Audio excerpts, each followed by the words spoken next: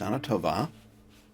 I'm Rabbi Jeremy Kreidel from Machar, and thank you for joining us for our Kol Nidre services for 2021 in the Jewish calendar year 5782.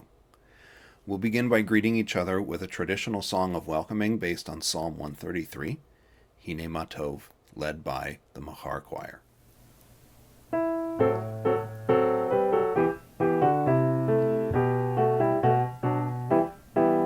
הנה מה טוב ומה נעים, שבת עמים גם יחד. הנה מה טוב ומה נעים, שבת עמים גם יחד. הנה מה טוב ומה נעים, לה לה לה לה לה לה לה לה לה. הנה מה טוב ומה נעים, לה לה לה לה לה לה לה לה לה. הנה מה טוב ומה נעים, הנה מה טוב ומה נעים, הנה מה טוב ומה נעים, לה לה לה לה לה לה לה לה לה. הנה מה טוב ומה נעים, שבת עמים גם יחד. הנה מה טוב ומה נעים, שבת עמים גם יחד.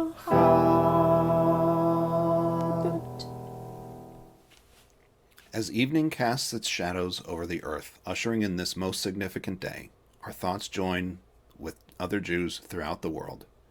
We put aside petty concerns and vain desires. We ask ourselves important questions. What is our life, and what avail is our strength? What is our wealth, and to what purpose our power? How can we control the course of our lives? What is our future? On this Kol Nidre night, bound by the long memories of our people, we are united with generations past. Recalling the lives of our forebears, we cast aside pretense and reveal our vulnerability. Amid the uncertainties of life, we seek peace within ourselves and with other people. If you have candles with you to begin marking the holiday, you're welcome to light them. I'll recite the blessing that we use at Machar. Nivarech et ha'or ba'olam, Nivarech et ha'or ba'adam, Nivarech et ha'or Shel Yom Tov.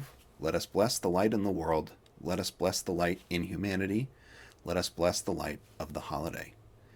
We also recite a Shehechianu blessing to mark that this is our first Kol Nidre, our first Yom Kippur since the last one a year ago.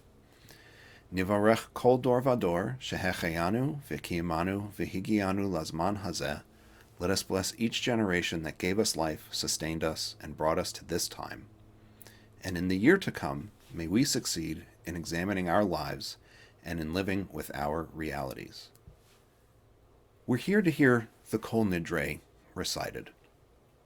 And the Kol Nidre is itself not a prayer, it's actually a chant, and it's concerned with vows, oaths, and the promises of human behavior, but it's worth taking a moment to talk about what Kol Nidre actually is. It's really easy to say Kol Nidre is not a prayer, it's a chant, but what does that even mean?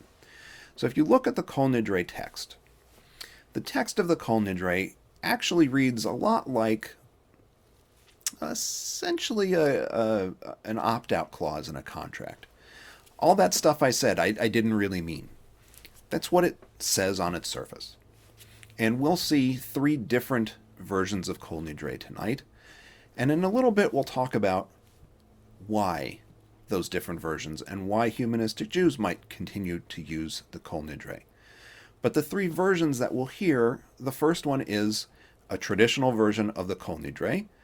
The second one will be an entirely instrumental rendition. And then the third will be a modernized humanistic version of the Kol Nidre text. In the 5th chapter of Ecclesiastes, the author says, "It is better not to vow at all than to vow and not fulfill." Our forebears understood the need for escape clauses in human intentions, because despite good intentions, we all make promises we can't keep. And Jewish tradition has established that unfulfilled promises and commitments to other people require forgiveness from those wronged. It's not really enough to just say, "I'm sorry I didn't do that, never mind."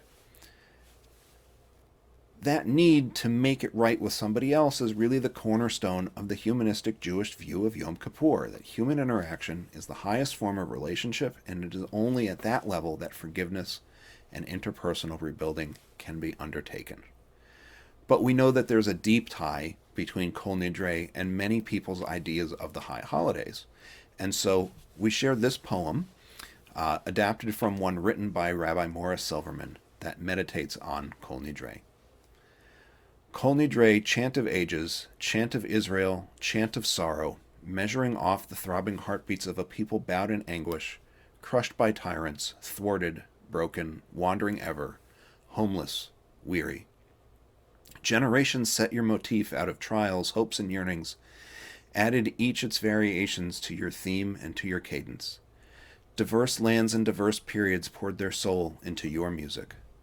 When we hearken with our hearts tuned, we can hear the lamentations resounding through time's corridor. We can see revealed before us heroes, martyrs, saints, and scholars, loyal, steadfast people of Israel. I mentioned that we'll hear 3 Kol Nidre renditions tonight, and the tradition is that you'll hear Kol Nidre 3 times. In the most traditional settings, you hear the traditional Kol Nidre text, which we're about to hear, and you'll hear that 3 times with the same basic melody, but with increasing levels of emotional intensity. We have 3 different renditions of Kol Nidre with a different take on the meaning and the music each time. So we'll begin with a traditional Kol Nidre recitation by Peter Wolf.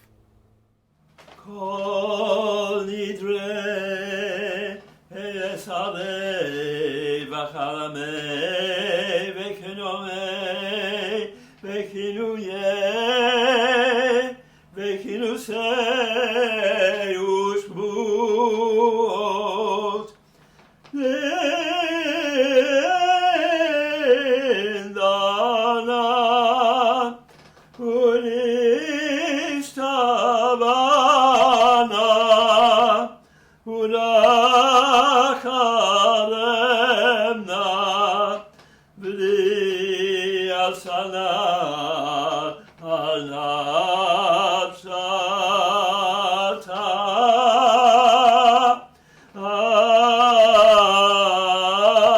ana miyom kippurim ze ad yom kippurim haba aleinu letova kulhon ikarat labehon kulhon yehon shalan shvitin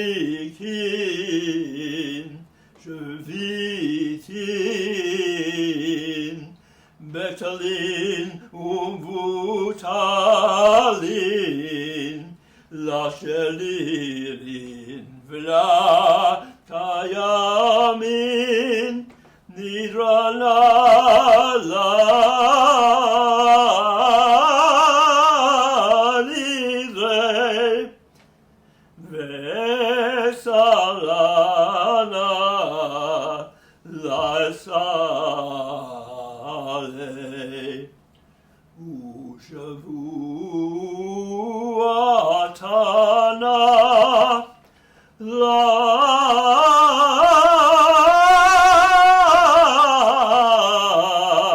shavuot.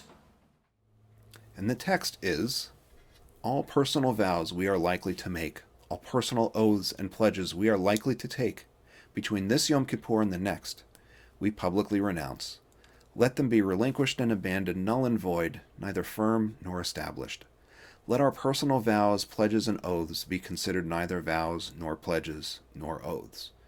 And you can see the idea is not, all the stuff that I said last year I didn't mean, but rather, I'm going to say things I don't mean this year.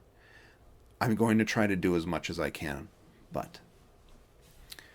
And so here we stand, heirs of the past and creators of the future. Let us open our eyes to wisdom with a new heart, a new spirit, and a new resolve. Our passion shall now be for wisdom, love and truth we shall find, justice and peace we shall embrace, and our impulse for good shall prevail. With your plaintive chant, Kol Nidre, raise our hopes for the dawn of peace when all hearts are purged of hatred, passion and lusts that rend asunder, so that all may stand together. May our hearts and minds be open to what this day asks of us. May we be prepared to listen with our minds and hearts. And in order to listen with our minds and hearts, sometimes we have to not listen to the words. So our next version of Kol Nidre is an instrumental rendition of Kol Nidre, which will be performed by Harry Appelman.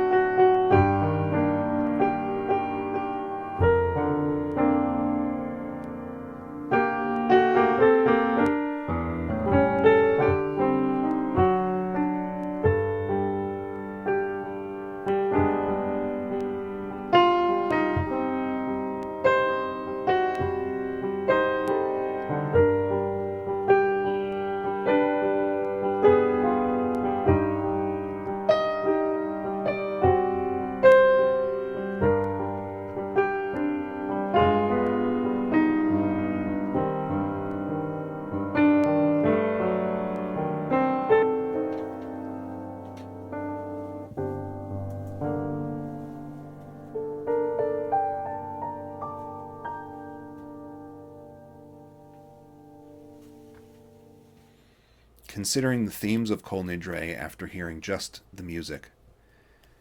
We began this year as all years, with promises and good intentions for improving our lives.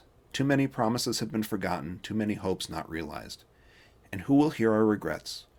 Who will open our prison and set us free? To whom can we raise our voices? As we accept our imperfections and confirm our hopes, we grow in ethical and moral strength. With a sense for life's potential, we move beyond finding fault to seeking new opportunities for growth. What can we learn from the Kol Nidre? We must avoid making empty vows. We must commit ourselves to deeds rather than words. We will strip away old habits. We will be open to change. And as we consider what it means to be open to change and consider what promises we really need to make, what promises we really need to follow through on, we share a final version of Kol Nidre, our humanistic version of Kol Nidre, performed by Greg Greisa.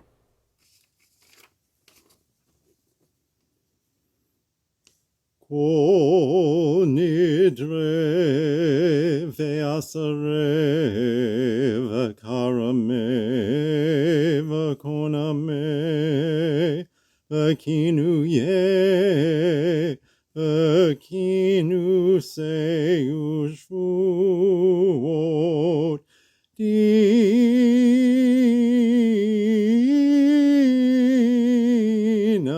dana Udai Shabana Udakarimna Vadi asarana laman ahava utzadaka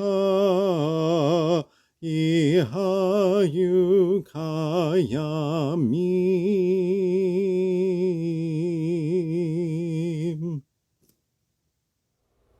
All personal vows we make, all personal oaths and pledges we may take that are made for love and for righteousness, we affirm and accept.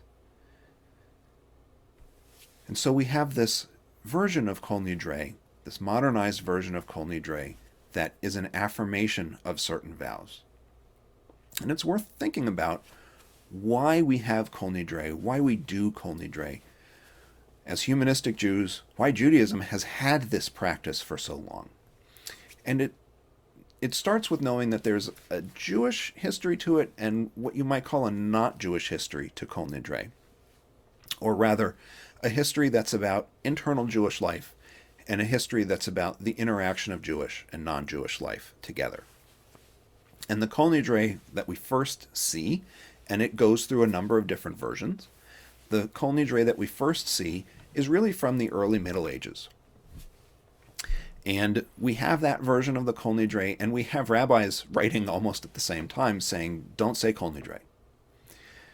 So what's the problem with Kol Nidre that the rabbis are concerned about, that they don't want people to say those words? So the Kol Nidre says all those vows and all those oaths that we're going to make. And some versions of the Kol Nidre actually say all those vows and all those oaths that we made last year. The rabbis are concerned that you won't take your vows and your oaths seriously. And this seems like, okay, well, people should keep their promises, but it's a little bit more freighted than that for the rabbis and for the people at the time who would be making the vows. So it's worth talking about what the rabbis meant and what people making those vows might have meant too. We make vows and oaths and we promise things, and sometimes we say things like, I really, really promise, I really, really intend to do it. But sometimes people make vows and they invoke the name of a god. And so you will have people say, do you swear? And you have a hand on a Bible or whatever it is. That's the way oaths were made in the early Middle Ages. All the oaths involved a god. And so for Jews, that involved the God of Israel.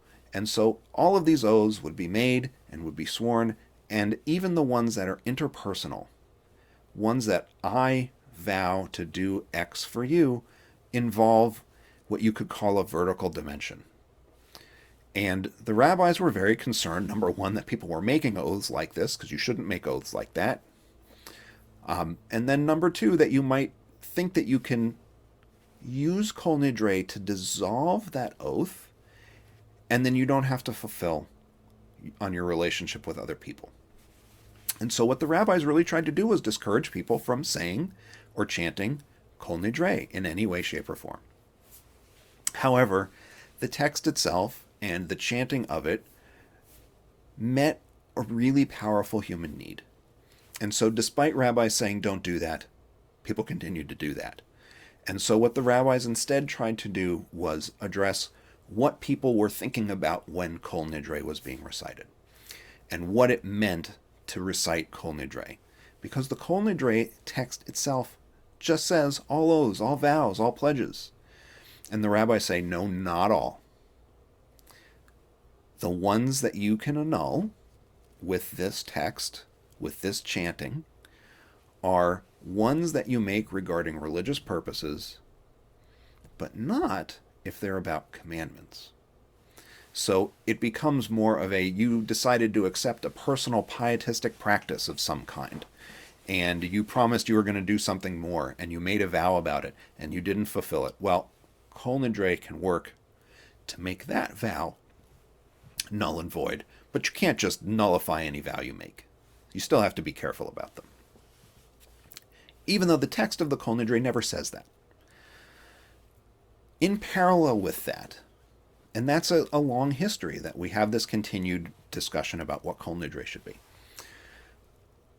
On the other hand, I talked about kind of the not Jewish history of it, or the Jewish and non-Jewish world in relationship to one another. Some rabbis discouraged the Kol Nidre for a different reason from people misunderstanding what it might be about. These rabbis were concerned not with what Jews might think the Kol Nidre was about, but with what other people might think Kol Nidre was about. And you can see the problem with a text that says, oh, every vow that I might make in the next year I don't mean. Because it ends up looking like, oh, I'm not going to honor any of these vows and it doesn't matter who I make them to. So if you engage in business relationships with a Jewish person and you're not Jewish, and you find out about that text, what do you think? That's really what a lot of rabbis were concerned about as well, and discouraging Kol Nidre. That concern also, in part, is addressed by the kind of hedging of the, okay, this only applies to these certain kinds of vows. So that's part of what goes into it. And then the other part of what goes into it is the need to have what's really kind of a cathartic moment when you listen to the music of Kol Nidre and you have the repetition of this text multiple times. It's a cathartic moment at the beginning of the high holidays. And that's something that serves lots of people's emotional need to just let out the feeling of guilt, the feeling of having failed. And that's what a lot of the emotional impact of the Kol Nidre chant is for a lot of people. And so Kol Nidre simply wouldn't go away. And so we have Kol Nidre because Kol Nidre simply won't go away. And we can appreciate Kol Nidre as being kind of the safety valve for a lot of those human feelings, those feelings of failure as we come to the high holidays, but also as a way of recognizing that we do fail.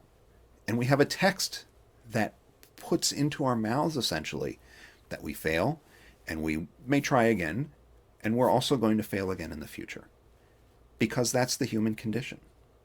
And so the Kol Nidre remains part of what we do as humanistic Jews as well. And so we recognize we began this year, as all years, with promises and good intentions for improving our lives. And those are the kinds of intentions, by the way, that the rabbis really thought Kol Nidre should be about. Too many promises have forgotten, too many hopes not realized. As the promises were ours, forgiveness must be ours. As we accept our imperfections and affirm our hopes, we grow in ethical and moral strength. With a sense for life's potential, we move beyond finding fault or blame to seeking new opportunities for growth. While we may have a modern philosophical outlook, we are not so different from our ancestors. The underlying ideas of the Kol Nidre still possess significance for us today. These are the sincere longing for a clear conscience, the release from feelings of guilt, the recognition of the sacredness of the promised word, and the desire to be absolved from vows which could not be carried out. And how many of us have fulfilled all that we have vowed, and who among us has not broken a heartfelt promise? In the most traditional Kol Nidre texts, the Kol Nidre itself is preceded by the community gathering together and acknowledging that each of its members has failed to meet obligations in the prior year. And the most traditional texts actually say, here we are as sinners. The community has to forgive its members before it can carry out the work of reconciliation. And in fact, the most traditional texts imagine that the community comes together as a court and forgives everybody individually for all of their trespasses, because you can't have sinners on a court. You can't all appeal together for forgiveness if you're all sinners. And so this tradition of convening the community and saying, we forgive each other and we hope that others forgive us, comes about and happens in many settings before Kol Nidre is ever recited. We read these next verses, forgiving one another for our failures so we can take the next steps into the process of reconciliation with others and the self that Yom Kippur represents. I hereby forgive those who have hurt me, whether deliberately or by accident. As I forgive and pardon fully those who have wronged me, may those whom I have harmed in any way also forgive and pardon me. And may I not willfully repeat the wrongs I have committed in the past, and lovingly forgive myself as I forgave and was forgiven by others. May tolerance and justice light our days. May tolerance and justice light the world. And on that theme of light and thinking about what it is we believe that we then want to pull with us and carry into the next year, the Machar Choir will lead us in the singing of Eifo Ori, Where is My Light, a song written by Humanistic Judaism's founder, Rabbi Sherwin Wein.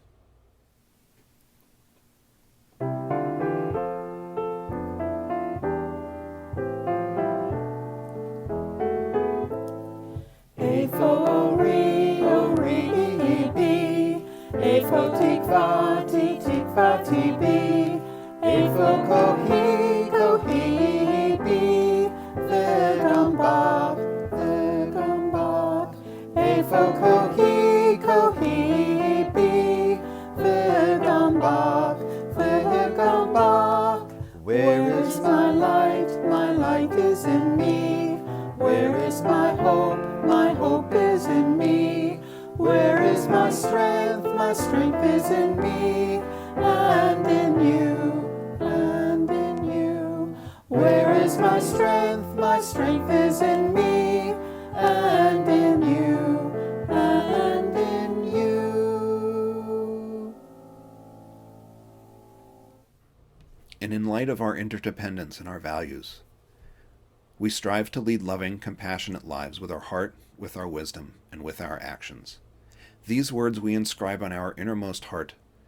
We aspire to practice them day and night, teaching them diligently to our children, throughout our words, and especially through our deeds, so that the next generations learn to revere and celebrate life. And even though we've heard the Kol Nidre, even though we've taken first steps in forgiving one another, we remember that there are communal dimensions that our errors sometimes take, and we have to grapple with the reality that even though not all of us, and maybe not any of us immediately in our community, have committed the same wrongs, we are often responsible for the outcomes of others' actions. And so we meditate on this initially through the reading of the poem Perhaps by Binim Heller. Perhaps part of the blame falls on me because I kept silent, uttered no cry. Fear froze my heart and confused my mind, and I did not resist the lie. My clear voice was choked and dumb, and I allowed them, without protest, to outrage and violate what was dearest to me, holiest. Cowardice came down and walked the earth. We hid our true feelings one from another. We did not hear the cry of a friend, and our own cry we often had to smother. Black suspicion like the plague murdered faith and left hearts cold. Courage was branded treason. Betrayal was called heroic, bold. The courts were ordered what verdicts to give. Trials were secret, the results never in doubt. Light hung its head in shame, waiting that at least one man should cry out. No, but no one cried. Before he formed the word, could articulate, his head was broken and his tongue torn out. The only thing was left was the patience to wait. To wait that justice might prevail one day. Perhaps that was part of my blame, that I kept silent, did not speak, as though I had nothing to say. And the poet, Binim Heller, was a Polish, Jewish, Yiddish poet who was influenced by the Soviet Union's purge of Yiddish writers in 1952. Deep in the center of this holiday, deep in the center of Yom Kippur, is the concept of commitment, individual and communal. If the year does not begin fresh with hope and clean of wrongdoing, then we suffer and the community suffers. But the choice is ours. It is not foreordained. The world of possibilities is born again each year. Perhaps all of us in all our relationships to ourselves, to our loved ones, to our society, need to reevaluate our sense of commitment. We also need to reevaluate society's commitment to us. Perhaps this symbolizes the true meaning of Yom Kippur for us, to assume responsibility for all that we want and for all that we are. Among the many views of Yom Kippur is one that says Yom Kippur is a dress rehearsal for death. And the idea, then, is that this dress rehearsal for death explains the practice of fasting that many people undergo, where they won't eat, or will eat a very limited amount, or only drink some water for the 25 hours of the Yom Kippur holiday. And for some it explains wearing a kittel, a plain white robe that resembles a traditional burial shroud. And so we know that among the views of Yom Kippur is one that says it's a dress rehearsal for death. But repentance, regret, and renewal are needs of the living and not the dead, and so too is remembrance. And as we approach the close of our Kol Nidre service, we stop to remember those whom we've lost with our Kaddish for this evening. Nitkadal v'nitkadash beruach ha'adam. Let us enhance and exalt ourselves in the spirit of humanity. Let us acclaim the preciousness of life. Let us show gratitude for life by approaching it with reverence. Let us embrace the whole world, even as we wrestle with its parts. Let us each in our own way take up our share in serving the world and seeking truth. May our commitment to life help us to strengthen healing of spirit and peace of mind. May healing and peace permeate and comfort all Israel and all those who dwell on earth. And let us say, Ken Yehi, may it be so. And it's traditional to end Kaddishes with a wish for peace. And so I hope that you'll join as we sing our wish for peace, our call upon ourselves to work for peace. Na'aseh Shalom. Na'aseh Shalom ba'olam. Na'aseh Shalom aleinu ve'al kol ha'olam. Ve'imru shalom. Na'aseh Shalom ba'olam. Na'aseh Shalom aleinu ve'al kol ha'olam. Ve'imru shalom. Na'aseh Shalom. Na'aseh Shalom. Shalom aleinu ve'al kol ha'olam. Na'aseh Shalom. Na'aseh Shalom. Shalom aleinu ve'al kol ha'olam. Na'aseh Shalom. Na'aseh Shalom. Shalom aleinu ve'al kol ha'olam. Na'aseh Shalom. Na'aseh Shalom. Shalom aleinu ve'al kol ha'olam. Na'aseh Shalom. Na'aseh Shalom. Shalom aleinu ve'al kol ha'olam. Yom Kippur is often accompanied by fasting, and one important poem found in many high holiday services refers to the holiday as Yom Tzom Kippur, the day of the Fast of Atonement. And yet, as early as the biblical period, there's recognition in the works of the prophets that fasting is meaningless if it's not accompanied by true change and movement toward justice. Our final tonight reminds us of the true task ahead. Adapted from Isaiah chapter 58, this is the fast we must undertake, to break unjust fetters, to let the oppressed go free, to share your bread with the hungry and shelter the homeless poor. If you do away with the yoke, the clenched fist, the wicked word, if you give your bread to the hungry and relief to the oppressed, your light will rise in the darkness. I hope that you have a meaningful Yom Kippur, and I hope that you'll join us tomorrow morning for our Yom Kippur Day service, which will include an extended morning and memorial section.